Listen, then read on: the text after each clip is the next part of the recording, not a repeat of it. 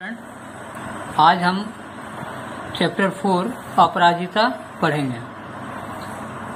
यह कहानी एक ऐसी अदम्य साहस की प्रतिमूर्ति लड़की की जिसने गर्दन से नीचे का पूरा शरीर पोलियो ग्रस्त होने के बावजूद भी हार नहीं मानी और मां के सहयोग से सफलता के पायदानों पर निरंतर बढ़ती गई। आज इस पाठ में हम उसी लड़की के बारे में जानेंगे। वो लड़की कौन थी, किस प्रकार वह नियति के विपरीत साहस के साथ परिस्थितियों का सामना करते हुए आगे बढ़ी। आइए जानने के लिए पढ़ते हैं। कभी कभी अचानक ही विधाता हमें ऐसे विलक्षण व्यक्ति से मिला देता है जिसे देख स्वयं अपने जीवन की रिक्तता बहुत छोटी लगने लगती है।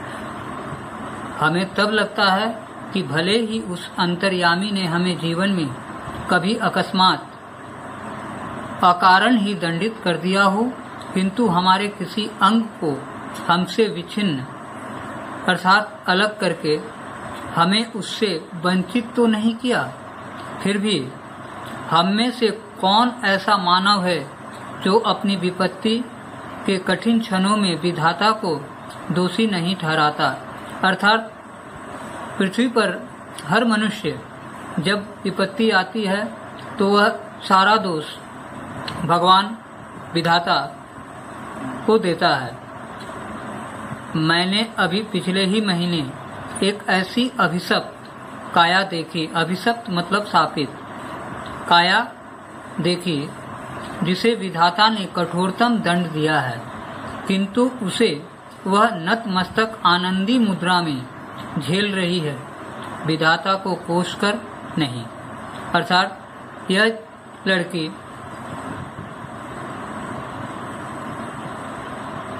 विधाता को नहीं कोसती है, बल्कि अपनी परिस्थिति से लड़ना जानती है और लड़ रही है। उसकी कोठी का अहाता एकदम हमारे बंगले के अहाते से जुड़ा था।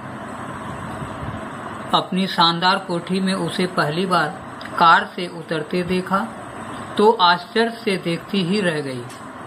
कार का द्वार खुला, एक प्रौढ़ा ने उतरकर पिछली सीट से एक व्हीलचेयर निकालकर सामने रख दी और भीतर चली गई।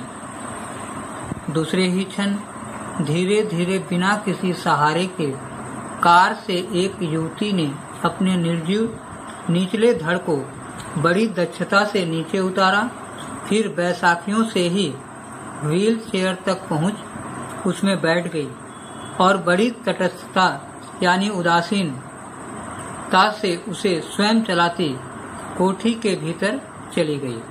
मैं फिर नियत समय पर उसका यह विचित्र आवागमन देखती और आश्चर्यचकित रह जाती, ठीक जैसे कोई मशीन बटन खटखटाती अपना काम किए चली जा रही हो। धीरे धीरे मेरा उससे परिचय हुआ। कहानी सुनी तो दंग रह गई। नियति के प्रत्येक कठोर आघात को अति अमानवीय धैर्य एवं साहस से झेलती वह बित्ते भर की लड़की मुझे किसी देवांगना से कम नहीं लगी। मैं चाहती हूँ कि मेरी पंक्तियों को उदास आंखों वाला वह गोरा उजले वस्त्रों से सज्जित लखनऊ का मेधावी युवक भी पढ़े, जिसे मैंने कुछ माह पूर्व अपनी बहन के यहाँ देखा था। वह IAS की परीक्षा देने इलाहाबाद गया। लौटते समय किसी स्टेशन पर चाय लेने उतरा कि गाड़ी चल पड़ी। चलती ट्रेन में हाथ के कुल्हड़ सहित चढ़ने के प्रयास में गिरा और पहिए के नीचे हाथ पड़ गया। प्राण तो बच गए पर दायां हाथ चला गया। उसी विचिन्न भुजा के साथ साथ धीरे धीरे वह मानसिक संतुलन भी खो बैठा। पहले दुख भुलाने के लिए नशे की गोलियां खाने लगा और अब नूर मंजिल की शरण गही है। केवल एक हाथ खोकर ही उसने हथियार डाल दिए। इधर चंद्रा, जिसका